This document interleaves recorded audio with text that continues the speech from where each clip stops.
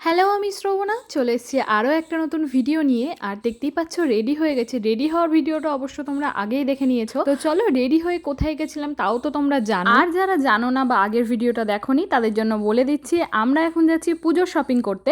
তোমরা কে কে শুরু করলে কমেন্টে জানিও কিন্তু। তো চলো ঝটপট এখন নিচে নেমে যায়, কারণ মা আর দিদি তখন থেকে আমার জন্য নিচে অপেক্ষা করছে। এবার না নামলে তো বকতোই আমাকে। রাস্তার জল দেখে তো বুঝতেই পারছো, একটু আগে প্রচুর বৃষ্টি হয়েছে। বৃষ্টির জন্য আমাদের বেরোতে একটু লেটও হয়ে গেল, বাট কি আর করা যাবে। যেহেতু আমি ব্যাক ক্যামেরাতে ভিডিও করছিলাম আর জলের জন্য নিচের দিকে তাকিয়ে হাঁটছিলাম, তাই জন্য আকাশটা যে এত সুন্দর হয়ে আছে আমি লক্ষ্যই করিনি। পরে যখন আমি লক্ষ্য করলাম তখন আমি আরেকবার ওয়াইড অ্যাঙ্গেলেও ভিডিওটা নিয়ে নিয়েছি। এত সুন্দর লাগছিল দেখতে আকাশটা, আর ওয়েদারটাও খুব সুন্দর হয়েছিল, না রোদ না বৃষ্টি, একদম ঝকঝকে পরিষ্কার আকাশ। তো চলো বলতে বলতে গাড়িও পেয়ে গেছি, তো উঠে পড়েছি এখন টোটোতে। এবার যাওয়া যায়। একমাত্র এই কারণবশতই আমার টোটোর এই দিকের সিটটাতে বসতে একদম ভালো লাগে না, চুলগুলো উড়ে খালি মুখে চলে আসে।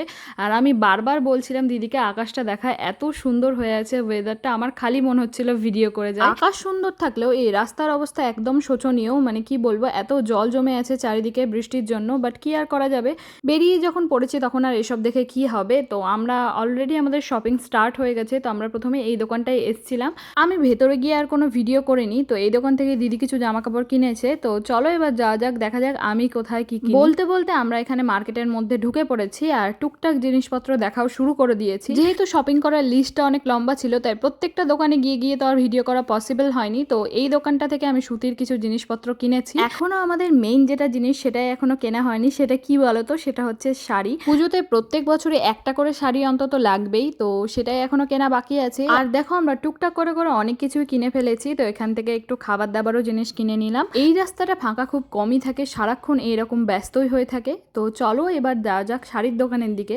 তো দেখে তো বুঝেই গেছো চলে এসেছি ঢাকেশ্বরীতে শাড়ি দেখার জন্য। তো বিভিন্ন ধরনের কালেকশন দেখলাম আমরা, আর ওনারা পছন্দ না হওয়া অবধি ছাড়েও না, একদম দেখিয়ে যায় একটার পর একটা। আমরা যেরকম বলছিলাম সেরকমই কালেকশন দেখাচ্ছিল আমাদের। তো ওর মধ্যে থেকে আমাদের কিছু জিনিস পছন্দ হয় এবং সেগুলো কিনে আমরা চলে আসি। আর তারপরেও ঢুকেছিলাম আরেকটা শাড়ির দোকানে, সেখান থেকেও শাড়ি নেওয়া হয়েছে, বাট সেখানকার আর কোনো ক্লিপিংস নেওয়া হয়নি। তারপর আমরা সবাই মিলে গল্প করতে করতে চলে আসি বাড়ি, আর পৌঁছেও গেছি দেখতেই পাচ্ছ। বেরোনোর সময় এইটুকু রাস্তা আমি যতটা আনন্দ সহকারে আসি, বাড়ি ফেরার সময় ঠিক ততটাই ক্লান্ত লাগে। বাট কি আর করা যাবে, এই তো চলে এসেছি বাড়ি। বাড়ি ঢুকেই প্রথম কাজ হচ্ছে সব ড্রেসগুলো ভালো মতো ট্রাই করে দেখা। তো সেটার জন্য তো খুবই এক্সাইটেড। তোমাদের আজকের ভিডিও কেমন লাগলো জানাতে ভুলিও না। দেখা হচ্ছে পরের ভিডিওতে। তো আজকের মতো এখানে টাটা।